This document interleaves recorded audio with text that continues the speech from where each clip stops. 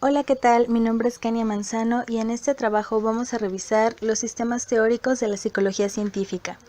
Vamos a abordar lo que es el estructuralismo, el funcionalismo, la gestalt, el psicoanálisis, la reflexología y psicología rusa, el conductismo clásico y el neoconductismo. Veremos los antecedentes históricos de cada uno, los principales exponentes, así como desarrolladores y antecedentes de la disciplina como tal, las metodologías empleadas como sus objetos de estudio y las aportaciones que tuvieron a la psicología de la época y a la psicología moderna.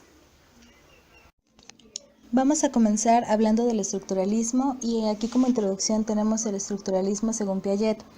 Para él el estructuralismo en la psicología ha combatido las tendencias atomistas que buscaban reducir las totalidades, asociaciones entre elementos previos y él concluyó que lo abarca todo. Estudia los sistemas en sus transformaciones conforme a leyes distintas a las que rigen los elementos que los integran. La estructura posee tres características básicas que son la totalidad, la transformación y la autorregulación. El estructuralismo nace en las primeras décadas del siglo XX como una corriente psicológica y cultural que concibe cualquier objeto de estudio como un todo, donde sus elementos se relacionan entre sí y con el todo, y la modificación de cualquier elemento modifica a todos. Trata de descubrir su estructura mediante la descomposición y la recomposición, oponiéndose al asociacionismo.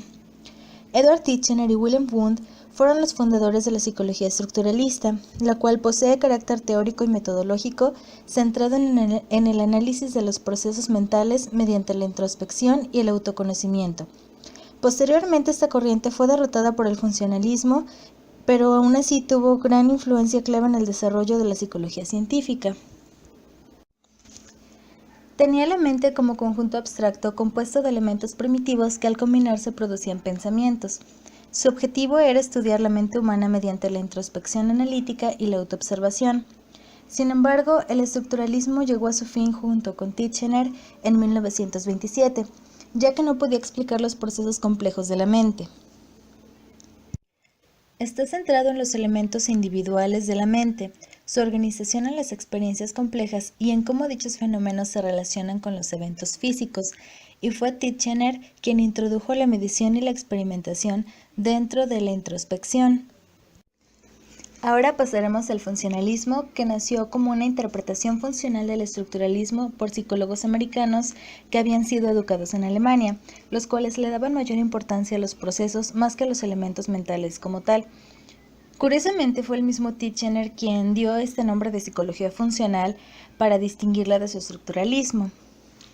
El funcionalismo buscaba conocer el proceso de operación de la mente y para qué sirve, valorando la teoría evolutiva de Darwin y la importancia de la adaptación a las presiones del medio. Era un sistema que sirvió de transición del estructuralismo al conductismo. Su desarrollo provino del empirismo y del modelo de los procesos mentales de Locke. Sus fundadores fueron Hugo Münsterberg, William McDougall y Stanley Hall. Fue el primer sistema psicológico nacido en América y sus principales impulsores fueron John Dewey y William James, quienes diseñaron los primeros cuestionarios y pruebas mentales, siendo los fundadores de la psicología educativa. Y actualmente es la corriente más popular en los Estados Unidos. Después el funcionalismo llegó a Chicago, donde la psicología se relacionó con otras disciplinas fácilmente y se crearon centros de psicología funcional. Sus principales representantes fueron John Dewey, que fue quien llevó el funcionalismo a la Universidad de Chicago y aplicaba la psicología a sus ideas sociales de cambio. Su principal aporte fue el concepto de arco reflejo a la psicología, en 1886, donde destacó la totalidad del movimiento y argumentaba que la coordinación implica más que la suma de los reflejos. James Engel, por su parte, que fue conocido como el organizador del funcionalismo de Chicago, definía el funcionalismo como la aceptación de un planteamiento biológico para determinar el funcionamiento de la mente al ajustarse la persona física al entorno. Esto según Brennan. Engel sostenía que la conciencia mejora las capacidades de adaptación de los individuos, siendo su centro los procesos de atención. Propuso tres áreas de la psicología funcional. La primera era el estudio de las operaciones mentales. La segunda tomaba las actividades adaptativas de la mente como función mediadora entre las necesidades del individuo y el ambiente. y la tercera concebía la psicología funcional como una interacción psicofísica entre mente y cuerpo. Por último tenemos a Harvey Karr, que junto con su obra Psychology en 1925 también culminó aquí la psicología funcional, su desarrollo. Después fue absorbida por el conductismo estadounidense. Carr definía a la psicología como la ciencia de los procesos mentales, destacando las respuestas motoras, las actividades de adaptación y la motivación, inclinándose hacia el modelo objetivo. Por otro lado está el funcionalismo de Columbia, cuyos principales representantes fueron James McKen Cattell, cuyo gran centro de interés fueron las diferencias individuales, por lo que fue un gran promotor de las pruebas mentales manteniendo el carácter funcional. Edward Lee Thorndike, que fue predecesor del conductismo surgido a raíz del funcionalismo, se interesó en la inteligencia y en las pruebas humanas. Y por último, Robert Woodward, cuya psicología de tipo dinámica estaba enfocada en la motivación. Se apegaba bastante al funcionalismo de Chicago, pero destacaba la importancia de la motivación individual y de los correlatos fisiológicos básicos para la adaptación, bajo el término de mecanismo. Ahora pasaremos a la Gestalt. Esta corriente se instaló en 1930 en la psicología alemana, pero después a causa del nazismo se vio obligada a trasladarse a América, aunque no consiguió el mismo auge que tenía en Europa. Sus objetivos iniciales fueron investigar la organización de la actividad mental que predispone al individuo a relacionarse con el medio y determinar la naturaleza de las relaciones entre el individuo y el entorno. Sus fundadores fueron Max Wertheimer, cuyos descubrimientos sobre el fenómeno phi sobre la percepción del movimiento marcaron el comienzo formal de este sistema. Wolfgang Kohler, cuyo trabajo dio forma a este sistema aplicándolo a la adquisición de relaciones entre estímulos, y es considerado el principal vocero del movimiento. Y Kurt Kafka, que aparte de sus aportaciones dio la mayor difusión entre los psicólogos del movimiento y sus postulaciones. Los principios básicos de la psicología de la Gestalt surgen con la investigación de procesos sensoriales y perceptuales, dando especial atención a los procesos de aprendizaje, esto principalmente en Estados Unidos. Tenemos las relaciones individuo-entorno, lo que significa que es un campo perceptual, que posee organización, que es la clave de la estructura perceptual y lleva el significado, mediante esquemas de fondos y figuras, utilizando la percepción. Aquí tenemos un ejemplo de la percepción que nos da Brennan. Están dos círculos centrales, son del mismo tamaño, pero el momento en que uno está rodeado de círculos pequeños y uno está rodeado de círculos más grandes, da la apariencia de que uno de los círculos centrales es más grande que otro, pero esto se debe solo a la ilusión del cambio de tamaños de los círculos de afuera. El campo perceptual también tiene experiencia cerebral, ya que nace en un campo cerebral excitatorio correspondiente en orden pero no en forma. Esto da origen al isomorfismo, que es el paralelismo de los procesos entre los niveles perceptual y fisiológico. En resumen, la Gestalt surge como una forma de evolución del estructuralismo en Europa. En América se dio el funcionalismo. La Gestalt tiene como principio que el todo es más que la suma de sus partes y se enfoca en la visión y percepción del individuo sobre su entorno. Ahora veremos el psicoanálisis, que tiene la premisa de que todo está en el subconsciente. Su principal representante fue Sigmund Freud, con su psicología del inconsciente, para el cual utilizó patrones e impulsos sexuales para el desarrollo de sus estructuras de la personalidad, que son el ello, el yo y el superyo, que veremos más adelante. El psicoanálisis no se trata de una terapia, como mucha gente puede imaginar por su nombre, sino es una forma de comprender la mente. Se trataron enfermedades mentales ayudando a la psiquiatría a ser reconocida como una rama médica, utilizando la catarsis como tratamiento. Además, Freud trató de interpretar los sueños. El psicoanálisis tuvo enorme impacto en la psicología del siglo XX. Tiene como antecedentes las propuestas de Leibniz y Kant y sus actividades de los procesos mentales, por lo que profundizó en las implicaciones de la actividad mental. El psicoanálisis es la exploración del inconsciente fundamentada en la asociación libre del paciente y en la interpretación del psicoanalista. Para Freud, la conciencia era una parte mínima de la vida mental, como la punta de un iceberg en medio del mar. La parte oculta representaba el inconsciente, que consideraba verdadera realidad psíquica y se manifestaba indirectamente en la enfermedad mental, en sueños y en los lapsus linguae. Freud dividió la conciencia en 3 niveles, creando así su teoría de la personalidad.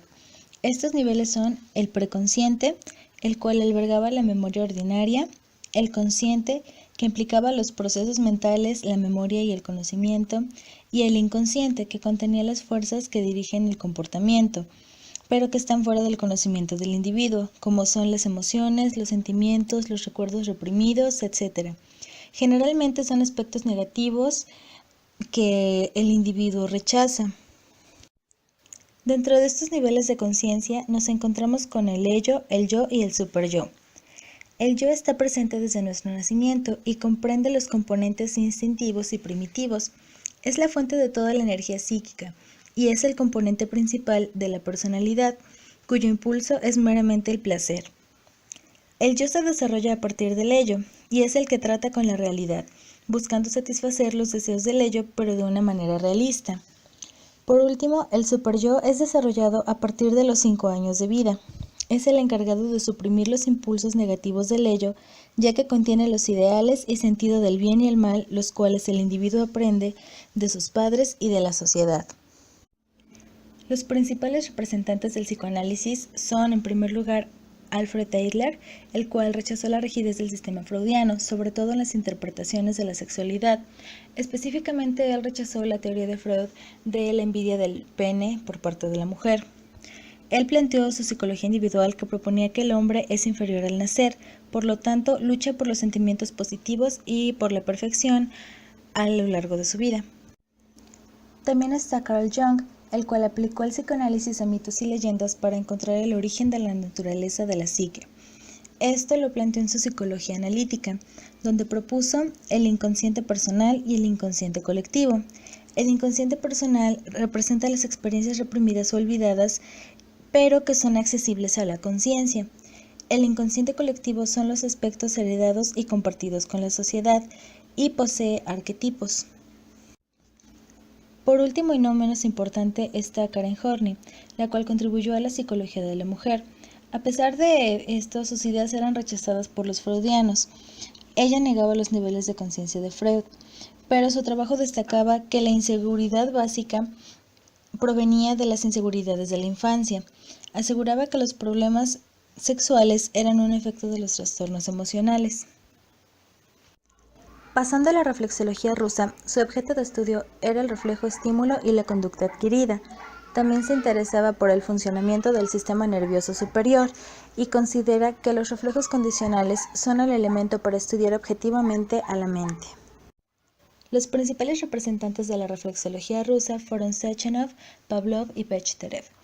Sechenov afirmaba que todos los procesos psicológicos podían explicarse con la combinación de procesos excitatorios e inhibitorios del sistema nervioso central, así como que la actividad psíquica es producto de movimientos musculares con origen en el cerebro. Pavlov estudió el condicionamiento salival, así como la instauración y la eliminación de los reflejos condicionales utilizando el condicionamiento clásico. Su objetivo central era el estudiar cómo los estímulos adquieren y pierden las funciones de señalización y de cómo ciertos estímulos pueden modificar la acción de los otros. Fue impulsado por el idealismo y el materialismo. Por último, Bechterev estaba enfocado en los reflejos asociativos de los animales, mediante un condicionamiento para la motricidad centrándose en el arco reflejo. Este sistema tenía de base teórica el estímulo-organismo-respuesta bajo el modelo del arco reflejo, destacando el reflejo simple, el reflejo asociado y el proceso de formación de las conexiones temporales, en donde la actividad neuropsíquica era la única realidad. Sus objetivos eran el objetivismo, método empírico y experimental, y la negación de la conciencia como base, descartando la introspección. Esta reflexología sentó las bases del conductismo, aportando el desarrollo de procedimientos de experimentación en el campo de la neurofisiología y las interpretaciones mecanicistas de los procesos objetivos y de la conducta manifiesta. Ahora pasaremos a la psicología rusa. Comenzaremos viendo sus antecedentes. Hasta 1922, la psicología rusa estaba representada por Georgy Chelpanov, que aislaba a la psicología de la filosofía y la fisiología. Tras la Revolución de Octubre de 1917, Rusia buscaba nuevos caminos hacia una nueva organización en todos sus niveles. Ya para los años 20, Blonsky propuso su reactología, como una síntesis entre la psicología subjetiva y la objetiva para estudiar la conducta. Para este periodo, la mayor parte de los psicólogos soviéticos adoptaron el materialismo y el determinismo de la conducta. Posteriormente surgió la psicología de Vygotsky, enfocada a las conductas observables y a la explicación del condicionamiento reflejo bajo el comportamiento humano. El objeto de estudio de la psicología rusa era el aprendizaje como producto social, los reflejos, reacciones del sistema nervioso central ante el estímulo-respuesta y el aprendizaje significativo. La metodología que usa es la observación, la evaluación y la valoración. Ahora pasaremos al siguiente sistema teórico de la psicología, que es el conductismo clásico. El conductismo clásico es un sistema centrado en el estudio de las leyes comunes que determinan el comportamiento y el cual propone que el comportamiento no depende de los fenómenos internos sino del entorno. Tiene como antecedentes los trabajos de Thorndike y sus investigaciones sobre la conducta, buscando explicar la naturaleza de los procesos asociativos en la mente, según sus propias palabras, y su principal representante fue John Watson. En este sistema, Watson rechazó la introspección de Wundt y la concepción dualista de mente y cuerpo, y concibe a los hombres como cajas negras cuyo interior no es posible observar, pero al recibir estímulos externos sí dan respuestas en consecuencia.